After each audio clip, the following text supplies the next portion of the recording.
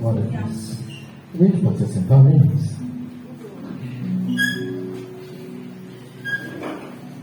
Glória a Deus. Aleluia.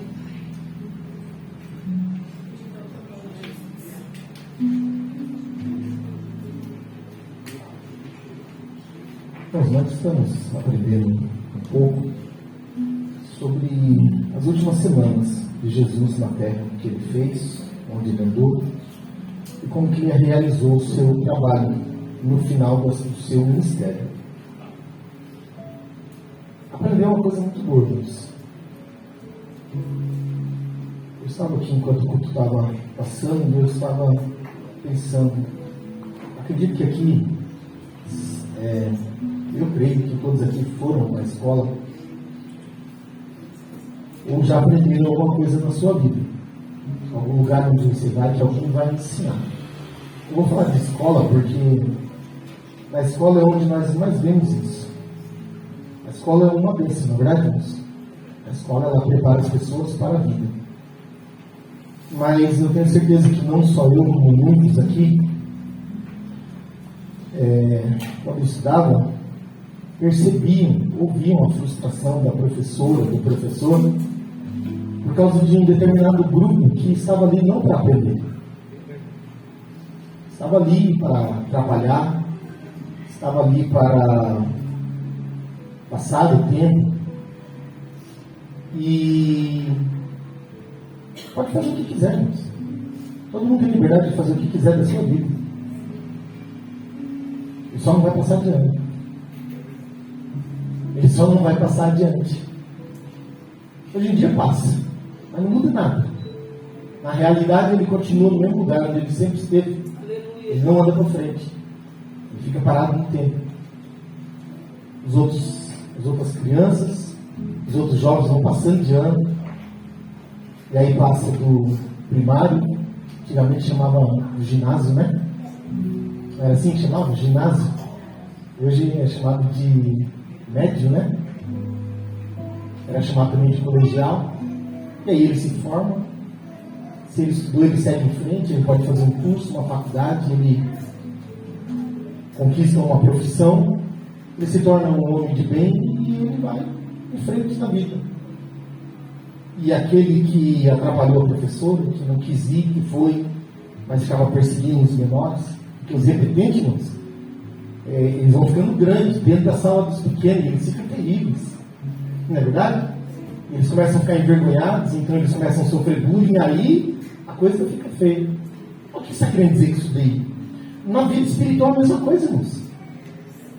Deus está sempre ensinando. E vai de mim, de você, está disposto a querer aprender. E aí, passando de fase. Porque a vida está andando.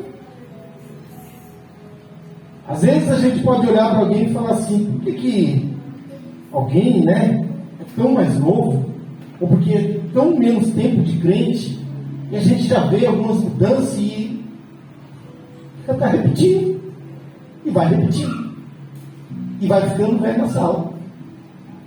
A palavra de Deus, irmãos, ela é uma lição na vida. A Bíblia chama, melhor, nós chamamos a Bíblia de guia. O que é guia, irmãos?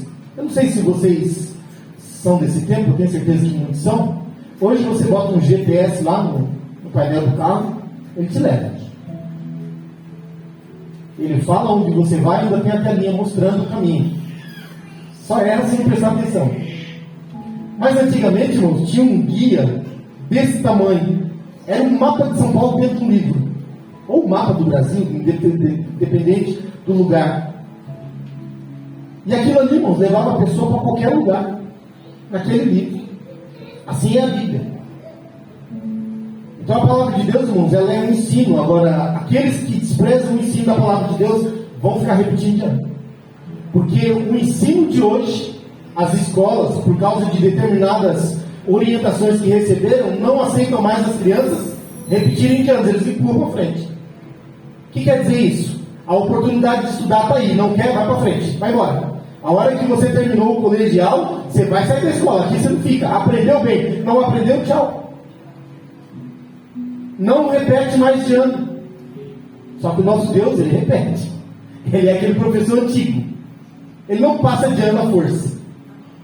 Ele vai continuar dando a mesma lição. 1 ano, 2 anos, 3 anos, 10 anos, uma vida. E muitas das vezes vamos chegar no final da nossa vida e falar: meu Deus, eu não saí do lugar. E por que não saímos do lugar? A Bíblia diz: se nós darmos ouvida à voz de Deus, prosperaremos. Ouçam os profetas e prosperareis. Os profetas não fazem outra coisa a não ser falar da palavra de Deus. A palavra não é dele. Ele é um professor. Não porque ele sabe, mas porque ele está sendo aqui direcionado por Deus para passar para a igreja algo que vai trazer conhecimento, edificação, e vai fazer com que nós andamos adiante, seguimos em frente e conseguimos passar adiante, e Deus venha nos levar àquele lugar a que Ele quer nos levar. Então eu estou falando isso daqui para que nós venhamos entendermos a necessidade de se aprender com Deus o que Ele tem para nos ensinar. E se nós desprezarmos os ensinos da palavra de Deus, vamos estar parados no mesmo lugar a vida toda. Então, se você quer prosperar, se você quer andar para frente, dá ouvido à voz de Deus. Amém? Glória a Deus, irmãos. Jesus, aonde nós vamos ler? Lucas capítulo 19, verso 11 ao 27.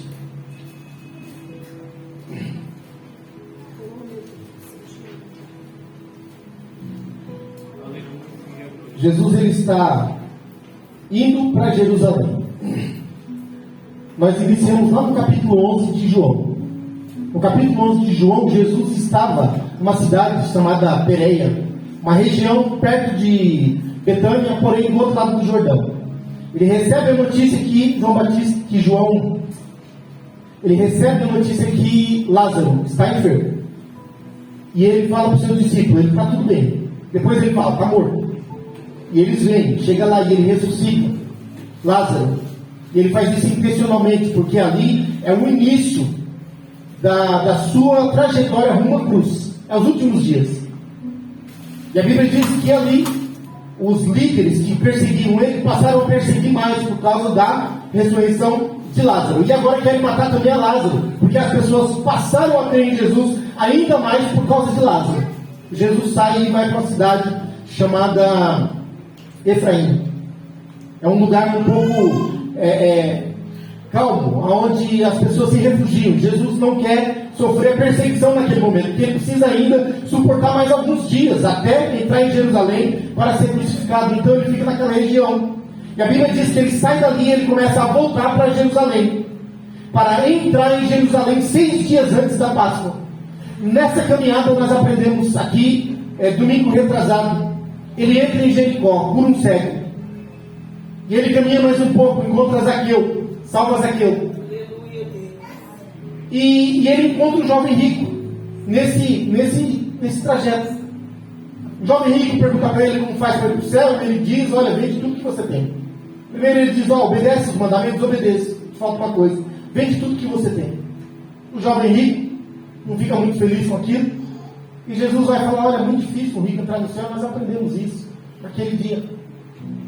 E ele vai depois contar uma parábola aqui, depois que passa aqui a passagem de Zaqueu, no capítulo 19, verso 11, e diz assim o versículo 11: e ouvindo eles essas coisas, ele prosseguiu e contou uma parábola, porquanto estava perto de Jerusalém, e cuidava que logo se havia de manifestar o reino de Deus, e disse, pois, certamente, certo homem nobre partiu para uma terra remota, a fim de tomar para si um reino e voltar depois.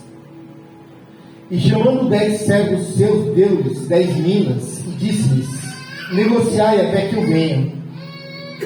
Mas os seus concidadãos aborreciam-no e mandaram após ele embaixadores, dizendo: não queremos que este reine sobre nós.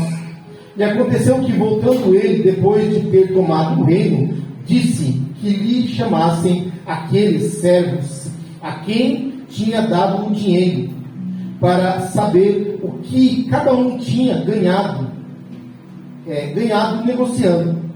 E veio o primeiro dizendo: Senhor, a tua mina rendeu 10 minas. E ele disse: bem está, servo bom, porque no mínimo foste fiel, sobre 10 cidades terás autoridade. E veio o segundo dizendo: Senhor, a tua mina rendeu 5 minas. E a esse disse também: se tu também sobre 5 cidades. Veio outro dizendo: Senhor, aqui está a tua mina, que guardei num lenço, porque tive medo de ti, que és homem rigoroso, que tomas o que não puseste, e cegas o que não semeaste. Porém ele lhe disse: mau servo, pela tua boca te julgarei. Sabias que sou homem rigoroso, que tomo o que não pus, e cego o que não semeei? Por que não puseste, pois, o meu dinheiro no banco, para que eu, vindo, o exigisse com juros? E disse aos que estavam com ele: tirai a mina e dá-lhe ao que tem 10. E disseram-lhes eles: Senhor, ele tem 10 minas. Pois eu vos digo que a qualquer que tiver lhe ser-lhe-á dado, mas ao que não tiver, até o que tem lhe será tirado. E quanto àqueles inimigos, meus inimigos, que não quiserem que eu reinasse sobre eles, trazei-o aqui e matai-os diante de mim. Amém? É uma parábola que parece muito com a parábola dos talentos, né? O que eu quero trazer aqui, irmãos, nessa noite, é uma coisa que muitos confundem, mas que a Bíblia fala claramente: é a lei da recompensa. O que é a lei da recompensa, irmãos? É a lei da semeadura, né? Nesse texto, Jesus fala da parábola de forma até bem clara para nós, que conhecemos a sua história e a sua vida, morte e ressurreição, e da promessa da sua vida. Jesus, ele vai falar dessa parábola de uma forma bem clara. Ele está falando aqui dele. Ele está falando dele. O contexto aqui é a mesma história que eu já falei. Ele entra em Jericó, cura o leproso, tem um encontro lá com o Zaqueu, e ele está rumo à casa de Simão o leproso. Algumas perguntas. Eu vou seguir, irmãos, com calma, porque a gente está acostumado. Eu estou acostumado na terça-feira, e no domingo, na quarta, e no domingo é diferente. Mas eu vou com calma. Se não der para terminar, não tem problema. O importante é nós aprender, não é verdade? Então, o objetivo aqui, irmãos, é mostrar através da palavra que Deus, ele tem prazer naquele que obedece e trabalha para o bem da sua obra, e que faz as coisas que Deus determina que ele faça. Nada do que nós fazemos para Deus é em vão ou perdido. E a palavra de Deus nos ensina que ele não quer que nós façamos nada por interesse, mas que nós devemos servir a ele com alegria. Então Jesus aqui, ele vai determinar essas minas, que é um dinheiro, para os seus servos. E quem são esses servos? Aqui é muito claro, por isso que eu escrevi aqui. A parábola, ele fala de forma até clara. Esse rei é o próprio Jesus. Ele está na terra, ele está ensinando e ele está dizendo: o reino está próximo. E aqui o texto diz que ele vai para um lugar distante, a fim de conquistar um reino, e deixa os seus servos 10, e ele dá uma mina para cada. O que é uma mina? Eu escrevi aqui tudo isso. Vou seguir aqui, irmãos, de acordo com o que eu falei.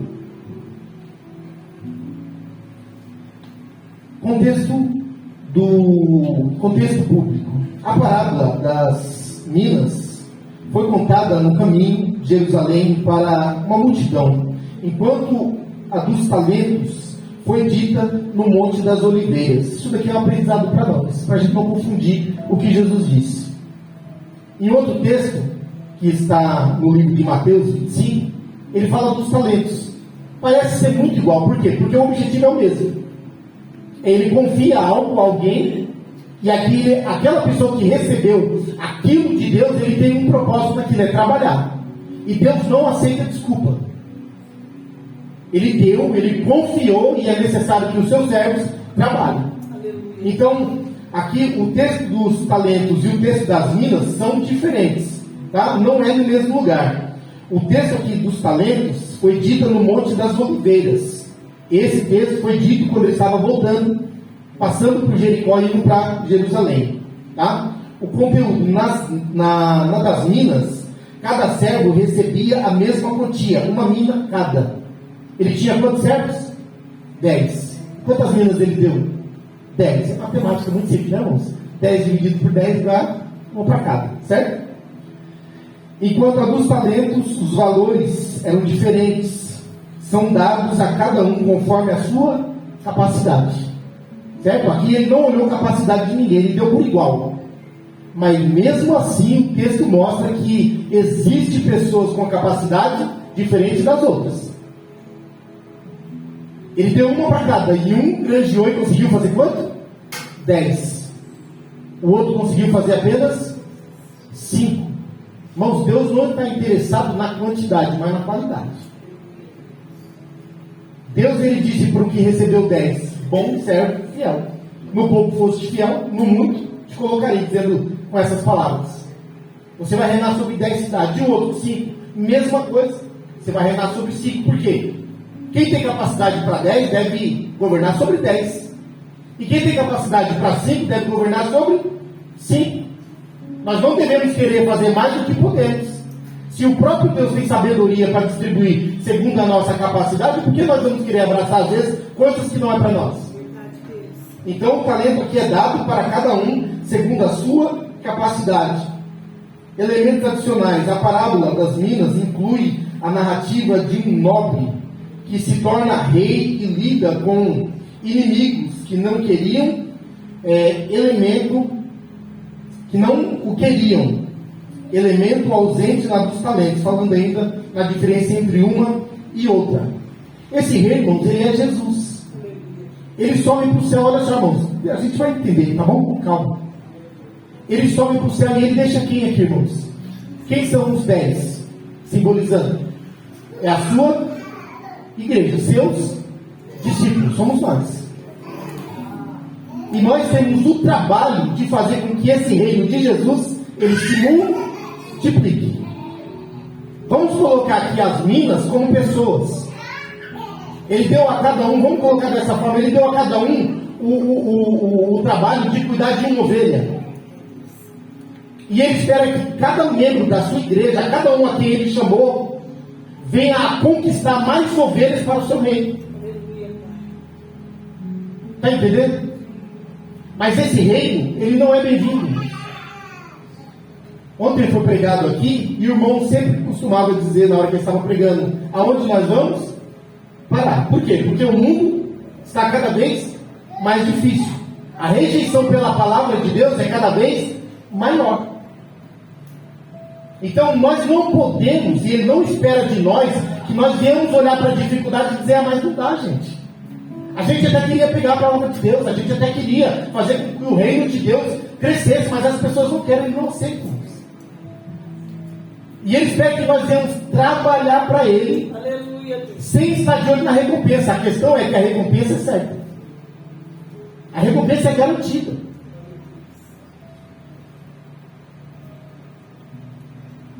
Vamos lá, irmãos. Hoje é um curso de ensinamento. Eu não consigo fazer outra coisa a não ser isso que eu sei fazer. O que eram as minas? Era dinheiro. Imagine que hoje você tem R$1 no bolso, R$10 e R$100. Se você der R$1 para alguém, não tem o mesmo valor que 100, concorda? Então naquela época tinha dracma, tinha os dinheiros igual hoje. Você pega as moedas de hoje, 5 centavos, 10, 50, R$1. Então era diferente. Aqui, esse dinheiro ele tem um grande valor. As minas, mencionadas na parábola de Lucas 19, eram uma unidade de dinheiro, moeda de prata. Representavam um capital de trabalho considerável para a época. Cada mina equivalia aproximadamente a 100 dracmas. Ou seja, uma dracma, vamos dizer que fosse R$1, uma mina era R$100. Então o que ele confia a esse povo é uma quantia de dinheiro considerável. Está entendendo? Para que eles pudessem trabalhar em cima daquilo. Ou denários, o que correspondia a cerca de 100 dias de trabalho de um trabalhador braçal. Ele confia dinheiro, mas é uma parábola. É você contar uma coisa esperando que o seu público entenda o que você quer dizer. E a palavra de Deus, irmãos, a maioria das vezes é assim. É por isso que a igreja ela tem que estar ligada. Ela tem que estar atenta. Nós não podemos entrar na casa do Senhor, irmãos, e ficar vacilando. Muitas das vezes nós entramos dentro da casa do Senhor e aquela resposta, aquela orientação que nós precisamos, Deus ele dá, e o inimigo das nossas almas, porque tem muita gente que pensa que ele não entra na igreja. Ele está ali para roubar de um, para roubar do outro, para não deixar que você receba, para não deixar que o outro receba, não seja orientado e não vá adiante. Então nós temos que estar atentos. Jesus está falando de uma parábola. E aqui é o seguinte, irmãos: quem pegou, pegou. Aleluia, Deus. Está entendendo? Jesus contava por parábolas justamente para isso. Porque ele não queria que aqueles que não queriam nada com ele entendessem. Oh, meu Deus. Era uma palavra para aqueles que queriam algo com Jesus. Então a palavra de Deus, irmão, muitas das vezes está sendo pregada. Como o irmão pregou ontem aqui, uma velocidade incrível. E nós temos que estar ligados para pegar aquilo que Deus está falando conosco. Oh, aleluia. Porque senão a gente sai dizendo assim, o culto foi gostoso, e a gente fala, o que foi? O que Deus falou hoje? O que ensinou? Para não ser, foi muito bom. Foi bom o quê? O que foi bom? O barulho? Os instrumentos tocando? A emoção? Não, irmãos, aqui é o lugar onde nós viemos. Deus nos enche, nos alegra e nos orienta. Aleluia, Deus. Porque Deus sabe, irmãos, que nós precisamos estar orientados, porque o mundo que nós vivemos não nos aceita, não nos recebe. Esse rei aqui é o rei que está levantando um reino onde as pessoas que estão nesse reino não querem que ele reina. O que diz aqui o texto? As pessoas desse reino mandaram lá algumas pessoas dizendo: nós não queremos que ele reine sobre nós. Os dias são maus.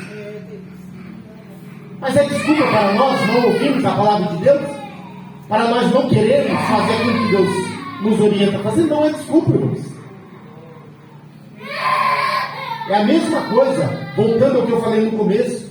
Hoje tem muitas pessoas que dizem: não dá mais para aprender na escola pública. Dá. Se o aluno quiser aprender, ele aprende.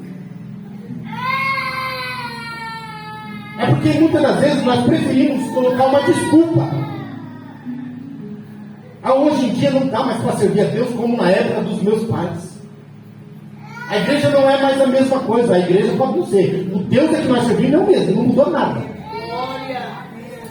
Ele não mudou. Ele ainda continua buscando servos que obedeçam e que trabalhem com o talento que ele entregar. Ele ainda continua buscando. E a Bíblia diz que ele é recompensador e vai recompensar a cada um segundo as suas obras.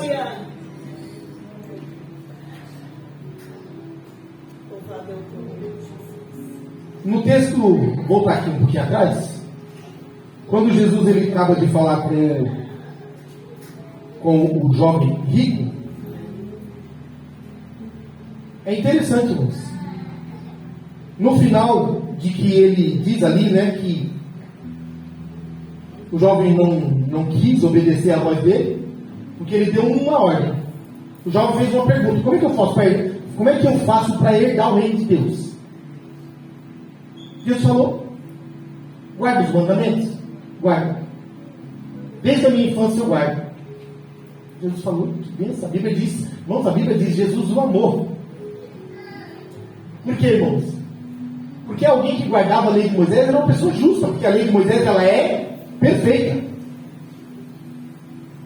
Jesus falou assim: mas ainda te falta uma coisa. Por que, irmãos? Porque no reino de Deus você não leva nada do que você tem aqui. Se você não estiver disposto a abandonar tudo e ir embora, você não vai entrar no reino de Deus. No começo do culto aqui, as crianças louvou o quê? O hino do joia e da esposa, né? Ló, isso, me ajuda aí. Ló e a sua esposa. A Bíblia diz que Deus enviou salvação para a família de Ló. Não é de Jó. De Ló. Deus enviou a salvação lá.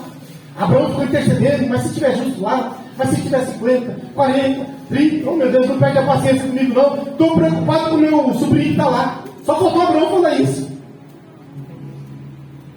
Mas Deus envia o socorro na casa de Ló. A Bíblia diz que o convite foi para toda a família de Ló. Saia da cidade, porque nós vamos destruir. Diz que os genros começaram a zombar e acharam que era brincadeira. No fim, falou para Ló, a esposa e as filhas: vai, nós vamos esperar vocês chegar no monte. Enquanto vocês vão chegar lá, nós não vamos destruir a cidade. Mas deu uma ordem: não olhem para trás. Tudo que vocês construíram nessa cidade vai ficar aqui. Se vocês eram ricos aqui, esqueça isso. Nada disso aqui salva mais vocês.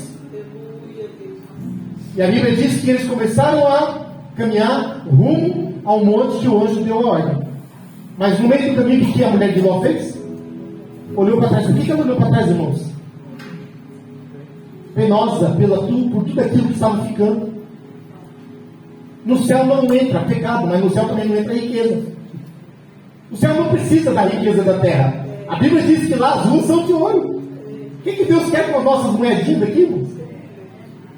Então, se nós não tivermos um coração desapegado a tudo isso, eu tenho, mas não é meu. Eu possuo, mas não sou dono. Tudo que eu tenho foi Deus que me deu para usufruir, para benefício daquilo que Ele ordenar, para o bem da minha vida, para o bem da obra de Deus, para o bem de tudo. Se Jesus voltar agora, eu quero que esse microfone caia no chão, que quebre. Está entendendo? Eu quero ir embora. Mas o jovem rico não teve essa prontidão. E a Bíblia diz que ele saiu triste. Aí depois, irmãos, diz que Jesus vai dizer: olha, é muito difícil entrar um rico no reino do céu. Por quê? Porque ele está preso à sua riqueza. Aí, olha só, irmãos. O Pedrão, né? O Pedro é uma bênção, irmão. Eu gosto muito do Pedro.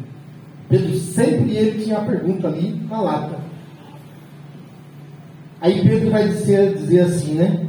E disse Pedro, versículo 28 do capítulo 18.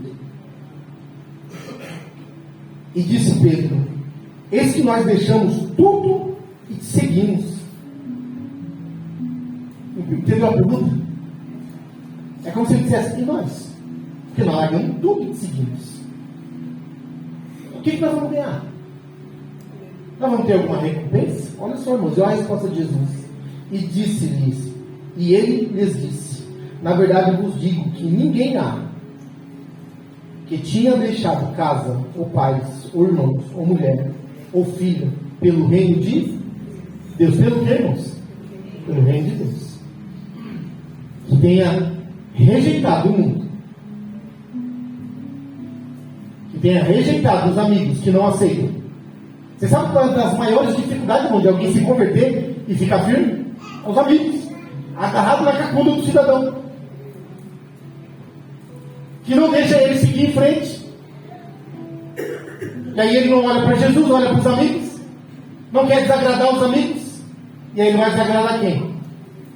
A Deus. Porque a Bíblia diz que o mundo não faz amizade com Deus e Deus não faz amizade com o mundo. E nem os servos de Deus podem servir a Deus e ao mundo. Ou ele serve a Deus, ou ele serve ao mundo. E Jesus está dizendo aqui o que, irmãos? Na verdade, vos digo que ninguém há que tenha deixado casa. Se Jesus chamar alguém, irmãos, e for necessário ele abandonar o que ele tiver, a garantia que é: ninguém há que tenha deixado casa. Porque o Pedrão largou a casa dele. Não foi? Largou o barco. Ele e o irmão eram pescadores. O João e o irmão dele, Tiago, também eram pescadores. E eles largaram tudo e seguiram a Jesus. E a promessa de Jesus é essa: que ninguém há que tenha deixado casa ou pais. Será, irmãos, que às vezes, para alguém servir a Deus, ele vai ter que abandonar a família? Será que Jesus faz isso? Mas como que Jesus pode dividir uma família?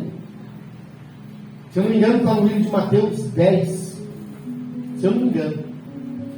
Ele diz assim, olha, qualquer um que não deixar pai, mãe, filho, ou ele diz ainda melhor, qualquer um que amar mais pai, mãe, filho e qualquer outra coisa, não é digno de mim.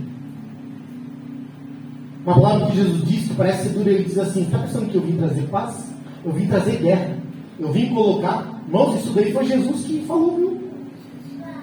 Eu vim colocar a sogra contra a nora.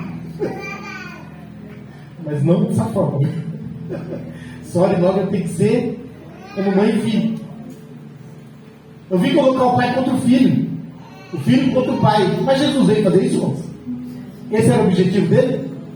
Não. O problema, irmãos, é que muitas das vezes você é de uma família de uma determinada religião. Não vou falar meu nome, de nenhuma. Que o meu objetivo não é ofender a ninguém. E aí toda a família é daquela religião, sempre foi.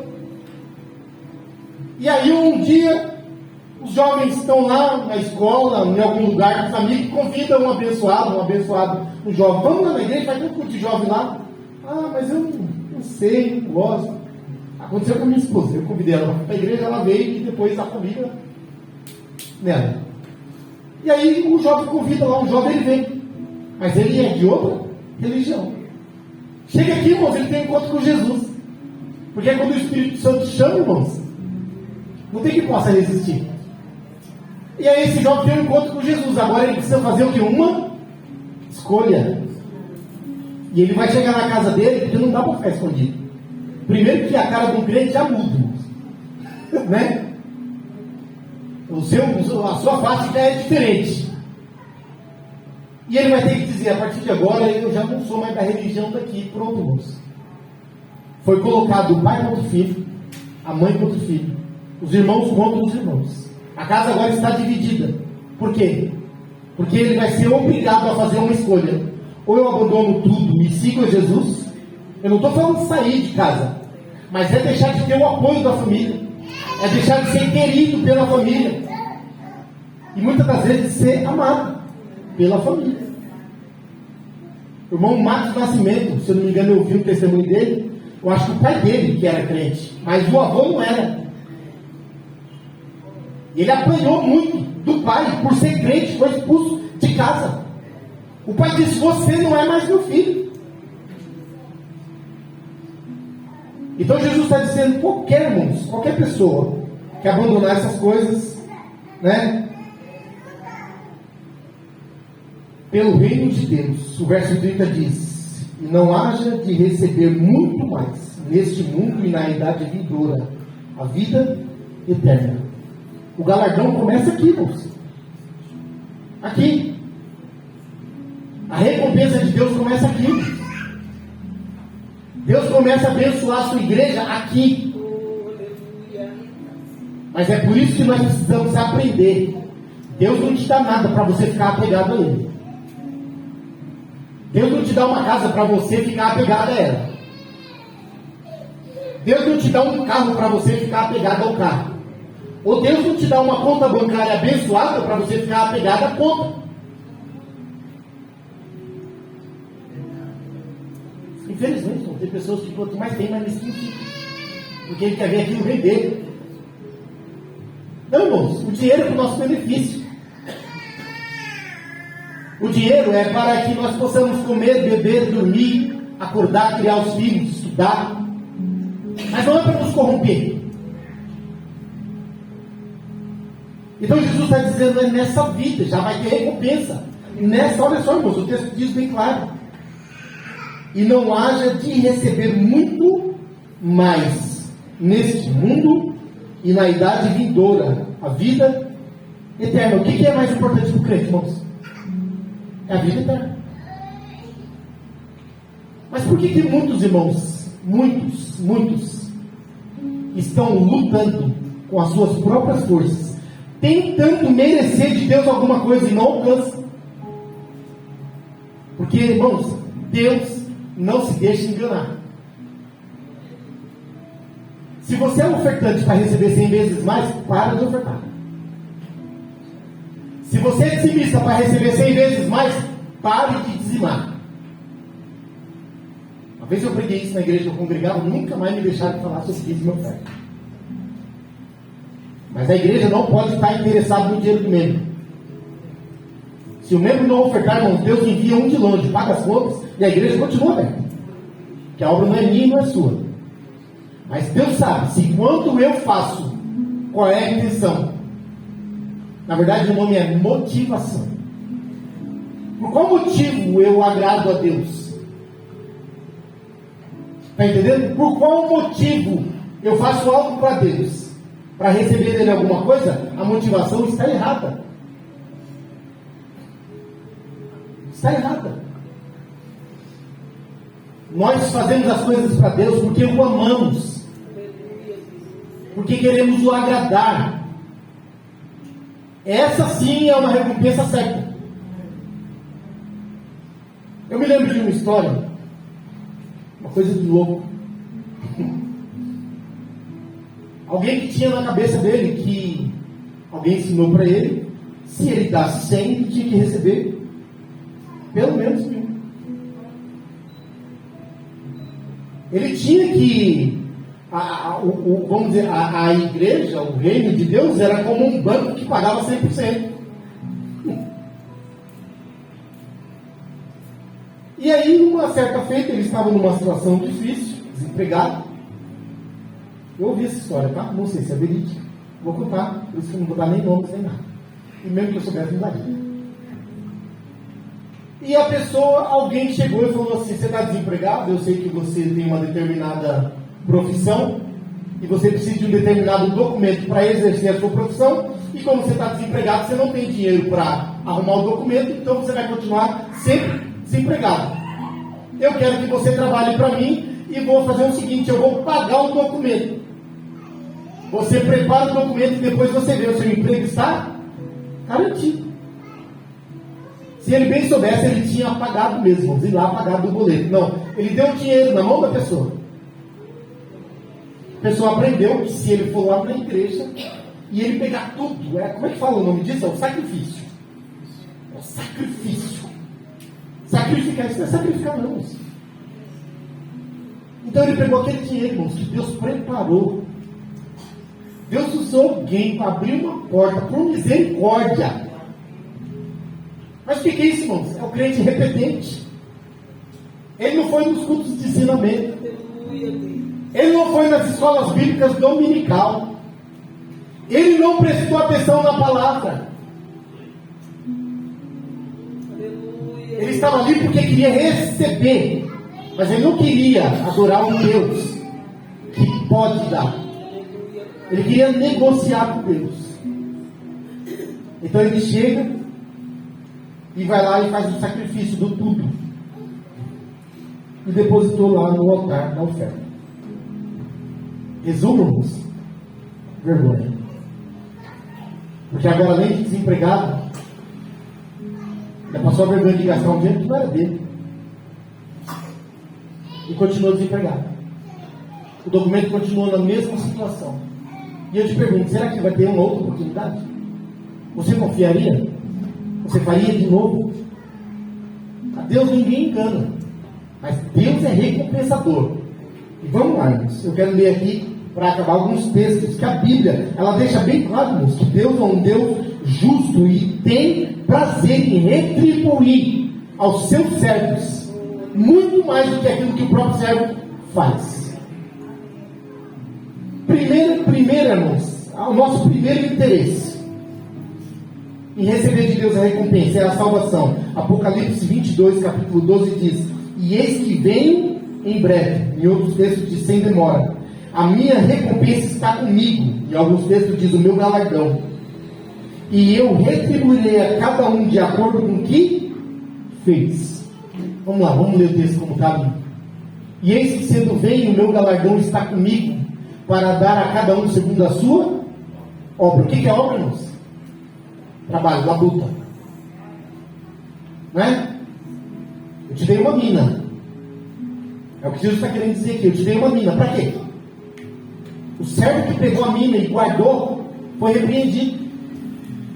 Porque não teve sequer a capacidade de colocar para render um jurinho lá no Nubank, lá no Inter, no Mercado Pago. Não é mesmo? Alguns centavos de render ali. Foi repreendido por quê, irmãos? Porque Deus não aceita, desculpa. Então a primeira coisa que nós temos que ter, irmãos, é o olho na vida eterna. É por isso que eu vivo e é por isso que eu luto. Tudo que eu faço, em primeiro lugar, é para que um dia Jesus ele possa buscar a igreja e eu vá com ele. Se o nosso objetivo está nessa terra, naquele grande dia nós vamos ser rejeitados por Deus. Hebreus 11, 6.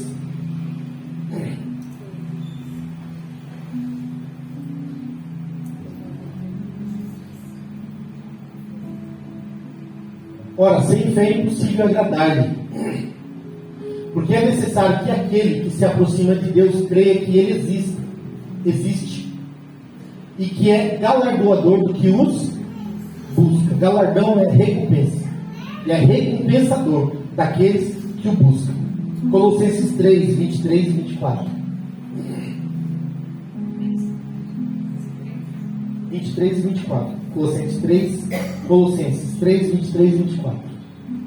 E tudo quanto fizerdes, fazei-o de todo o coração, como ao Senhor e não aos homens. Olha a recompensa de que Deus está interessado em recompensar-nos.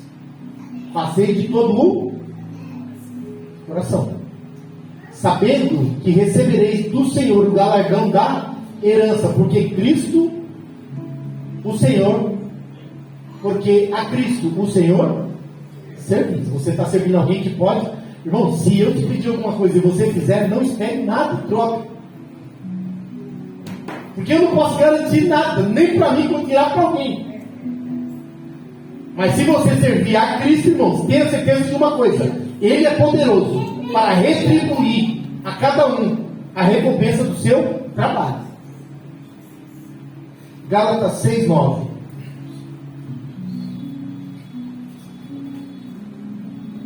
E não nos cansemos de fazer o bem, porque a seu tempo ceifaremos, e se não houvermos desfalecido. O que é ceifarmos?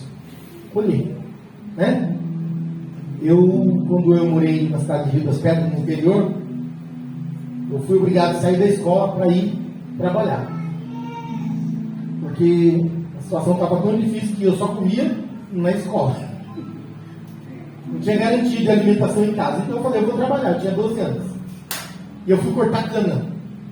Eu confesso, irmãos, que foi uma fase que eu gostei de cortar cana. Um trabalho muito gostoso. Eu gostava. Era pesado, quente, sol, né? Às vezes você ia comer a marmita, tinha azedado. Mas eu gostava. E uma coisa que eu aprendi ali, irmãos, é a colheita. E a colheita é uma coisa muito prazerosa, irmãos. No final do dia, quando a gente olhava, hoje em dia as máquinas fazem tudo sozinhas, mas no final do dia, irmãos, quando a gente olhava, era aquele monte de cana deitado nos seus montes, para as máquinas virem com aquela mãozona assim, pegar e botar em cima do caminhão, e aquilo ali dava prazer de ver.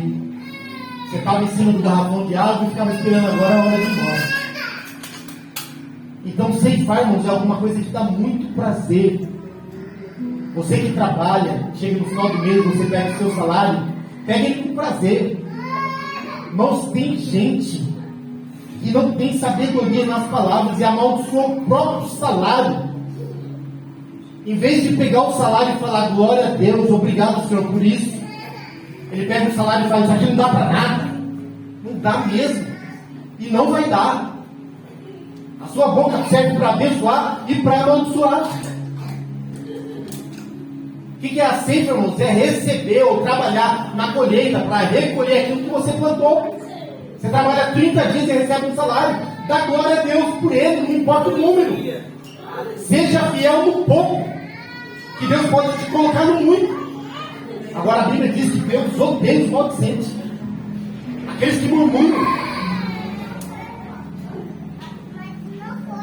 Não acredito que eu vou comer de novo isso.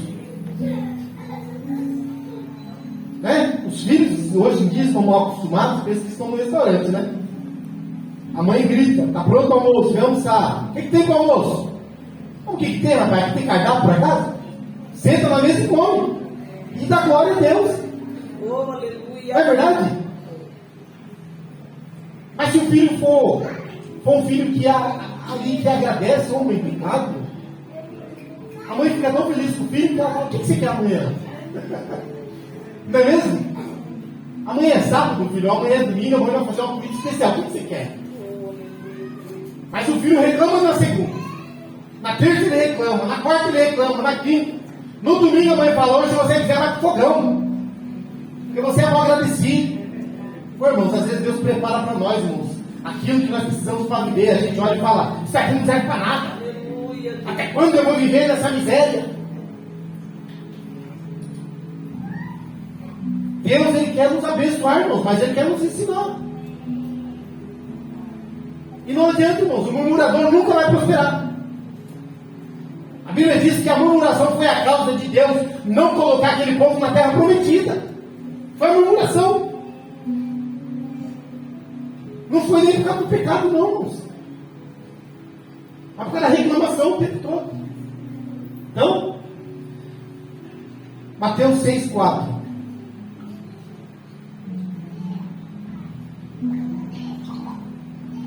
Para que a tua esmola seja dada em secreto, e teu Pai que vê em secreto, Ele mesmo te recompensará publicamente. Isso aqui é um ensino para quem às vezes Deus vai usar para abençoar outra pessoa. A palavra de Deus ensina que nós devemos abençoar, sem tocar trombeta, sem falar e sem mostrar. A Bíblia diz em outro texto, diz assim: o que a tua mão direita fizer, a esquerda não veja. Vai abençoar alguém? Abençoe em nome de Jesus, sem causar nenhum tipo de transtorno, vergonha, nem nada. Não venha, por favor, pelo amor de Deus, colocar o pastor Gessé precisou de uma ajuda, aí coloca lá o pastor Gessé com a cara de coitadinho lá no Facebook. Eu abençoei ele, estava lá, todo cabelão. Não faça isso, não quer. Não. E Deus fala o que, irmãos? Para que a tua esmola seja dada em secreto. E olha só, a recompensa. E o teu Pai que vê em secreto, porque Ele está vendo. Ninguém precisa ver, mas Ele está vendo. Aleluia. Teu Pai que vê em secreto, Ele mesmo te recompensará. E como? Não é em secreto, não, irmãos. É publicamente. Está entendendo? Então nosso Deus é muito bom. Hebreus 10:36. Já estamos acabando.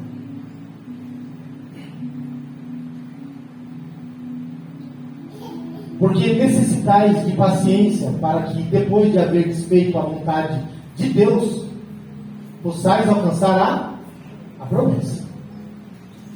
Porque necessitais de paciência. Ninguém quer ter paciência, né, irmãos? Não é mesmo? A paciência, irmãos, é uma coisa que, assim, às vezes, por nós ser muito ansiosos, sofremos mais ainda com a questão da paciência. Está entendendo? Deus, Ele vai recompensar cada um na sua ou no seu tempo, né? E possais alcançar a promessa. O que Jesus prometeu, irmãos, para os discípulos, quando Pedro foi indagar com Jesus? Nós deixamos tudo, vamos ganhar o quê? Então fica tranquilo, eu garanto que haverá recompensa. O problema, irmãos, é que muitas pessoas, ou nós, colocamos prazo em Deus, às vezes. Teve uma época aqui que eu e a pastora aqui ficava todo ano. Esse ano é o ano da virada. Não era assim? Mas já estamos em setembro, mas ainda temos meses. Eu tenho certeza que esse ano Deus vai fazer um milagre. Virava o ano, mas estava ali na mesma situação. E aí nós falávamos o quê? Mas vai ser esse. Agora, esse ano, em nome de Jesus, Deus vai virar o cativeiro. Aí virava o ano. Aí o cativeiro continuava lá. E aí a gente virava um outro assim e falava: e agora? Não, esse ano, em nome de Jesus. E chega, irmãos, o momento em que Deus, Ele realiza. Mas se nós permanecemos fiéis, porque necessitais de paciência para que depois de haver feito a vontade de Deus, possais alcançar a promessa. A promessa vem depois, no meio do caminho ou antes? Irmãos, Oh, o aleluia. que o texto está falando? É depois, irmãos. Irmãos, eu já caí nos negócios e eu falo para os irmãos, não faça isso. Você vai fazer um trabalho, você precisa de um profissional, aí ele vem fazer um trabalho para você. Aí ele começa a fazer um trabalho até legalzinho, porque ele está interessado no pagamento. No meio ele começa a ficar muito seu amigo. Do meio para... Entre o meio e o fim ele começa a te contar muitas histórias tristes. E aí depois de já ter alcançado uma liberdade com você, ele toma a liberdade de pedir o pagamento antes de terminar o trabalho. Você, como já foi amaciado antes, já está com o coração quebrantado. Deus não é besta não, mas a gente é. Aí você vai lá e paga a recompensa do trabalho antes dele terminar. Pronto, irmãos. Agora deu ruim. Agora você já não tem um amigo. Você já não tem um profissional. Agora quem vai se humilhar para receber é você. Mas Deus não é bobo não, Oh, irmãos. aleluia. A promessa vem no final, né? Porque necessitais de paciência. Faça o trabalho completo, é a pintura. Lixa a parede, passa massa, lixa a massa, passa tinta, limpa tudo bonitinho, chama o patrão dá uma olhada, vê se você gostou de tudo e vê se tá bom. Se tiver alguma coisa para arrumar, eu já arrumo agora. Aí você olha, eu queria que você desse só uma arrumadinha naquilo ali, é agora, patrão. Já arruma, patrão, agora dá mais uma olhada, vê se você gostou. Gostei. Você pode fazer o pagamento para mim, patrão? Tá aqui, meu amigo. O pagamento vem no final, não vem no meio, vem no começo.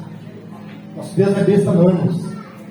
Mas nós pensamos muitas das vezes que Ele é e queremos dar um jeitinho. Não, nosso Deus não tem. 1 Coríntios 15, 58.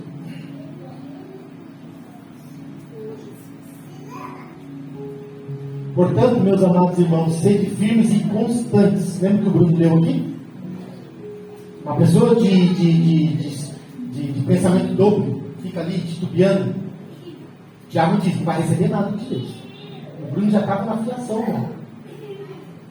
Portanto, meus amados irmãos, sede firmes e constantes, sempre abundante na obra do Senhor. Não faça obra de Deus reclamando, não. Abundante, né? Abundante, irmãos, é tendo para sobrando. Abundância é isso. Sabendo que o vosso trabalho não é vão no Senhor. O que é vão, irmãos? Não é à toa, você não está fazendo nada à toa. Tem garantia. E para terminar, 2 Coríntios 15, 7.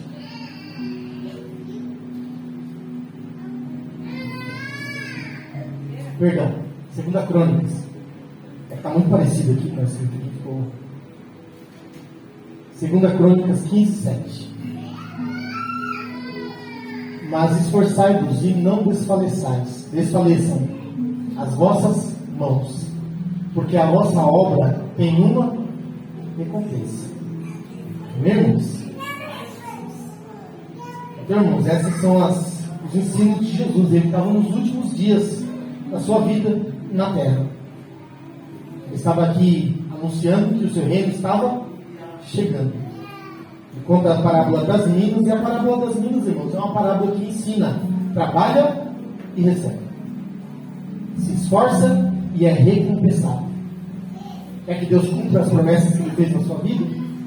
Eu quero que Ele cumpra as promessas que Ele fez na minha vida. Eu preciso me esforçar. Como assim me esforçar? Me esforçar. Eu preciso às vezes, sacrificar. Sim, irmãos. Às vezes eu preciso vir para o culto sem eu estar com vontade de vir. Irmãos, está pensando que é todo dia que todo mundo está afinzão de vir para o culto? Tem dia que a prova está doendo, irmãos. Aí bate aquele exame. Eu estava passando uma prova terrível em 2018. Vocês têm um pouquinho de paciência, já vão acabar. Só um pouquinho. 2018, a prova estava. Eu podia cantar aquele: na prova está doendo, Jesus. Ela me faz chorar. Eu cantava aqui tranquilo. E um dia eu em casa, eu não aguentava mais de pagar tantos juros, eu não conseguia pagar minhas contas, eu trabalhava dia e noite e as coisas não estavam acontecendo. Eu era dizimista. Fiel. Nessa época eu já tinha voltado ali, né? Outro dia, eu conto a história disso, hoje não vai dar. E a prova estava doendo. Aí numa terça-feira era um ensinamento aqui. A congregação aqui era a congregação número 2, né? Porque nós tínhamos a congregação lá embaixo, na Rua da Bica. E o ensinamento era aqui na quinta-feira, na terça. E aí eu em casa, trocando uma ideia comigo mesmo, falei, hoje eu não vou. Sabe assim, tomei uma decisão. Hoje eu não vou, e ponto. Hoje eu vou ficar em casa. Eu vou me dar esse direito. Porque eu não me dou esse direito. Em nome de Jesus não quero dar. Mas naquele dia, irmãos, estava doendo mesmo a prova, estava desanimado. E eu falei, hoje eu vou me dar esse direito, hoje eu não vou. Desse jeito, irmãos. É rebelde. Isso que eu deixei então, irmãos. Aí, Espírito Santo, irmãos. Se o Espírito Santo não tivesse misericórdia de nós, eu estava todo enrolado. O Espírito Santo falou no meu coração assim, irmãos, mas com uma doçura, falou, vai lá. Não fica, vai.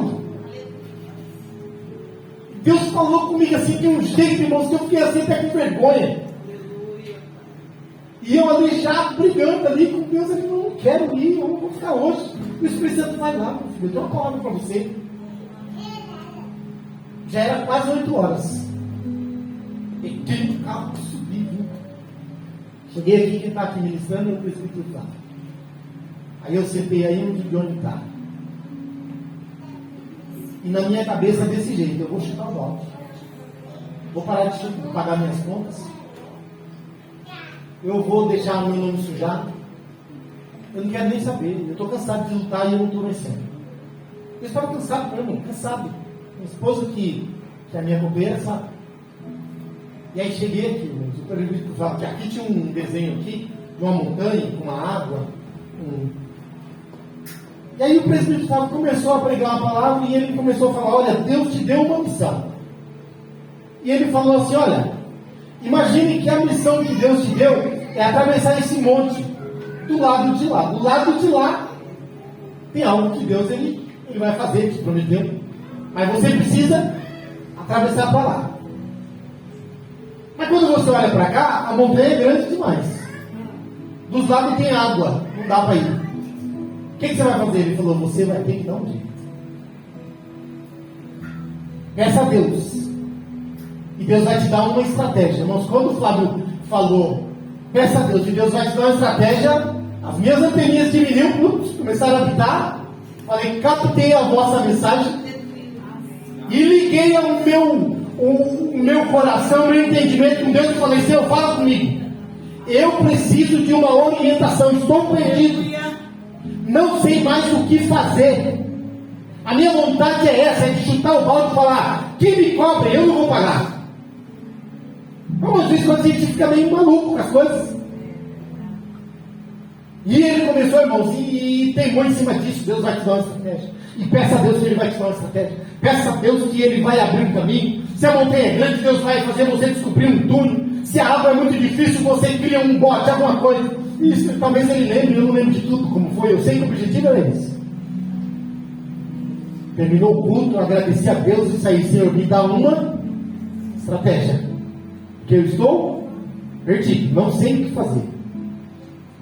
Indo para casa, irmão, no caminho, Deus falou no meu coração. Irmãos, eu estava negociando o cartão e pegando dinheiro emprestado do cartão para pagar o outro cartão. Já viu essas coisas? Pegando dinheiro com juros para pagar juros do outro, que não vai dar certo nunca. Uma hora você vai ser engolido por tudo isso. Aí Deus falou no meu coração, escuta, para quem você deve? Desse jeito, irmãos. O pastor Geraldo falou esse dia que ele conversa com Deus, e é isso mesmo. E aí eu falei, eu devo para o banco. E aí Deus falou, você já foi no banco? Não, irmãos, eu tentava resolver tudo no aplicativo. Pegando dinheiro aqui, pegando dinheiro ali, pegando isso aqui, e vai isso aqui. Tentando resolver com a minha força. E Deus falou, você já foi no banco? E eu, meu Deus, eu não fui no banco. Dia seguinte, o banco abre 10 horas. 10 para as 9 eu estava lá no banco. Entrei, a gerente me conhecia bem pouquinho. Como eu cheguei primeiro, eu sou o primeiro da fila, né, irmão? Sentei e comecei a contar aquela história triste para ela. Ela falou, Gessé, eu preciso ver uma forma de te ajudar, mas então... Ela falou, você está devendo aonde?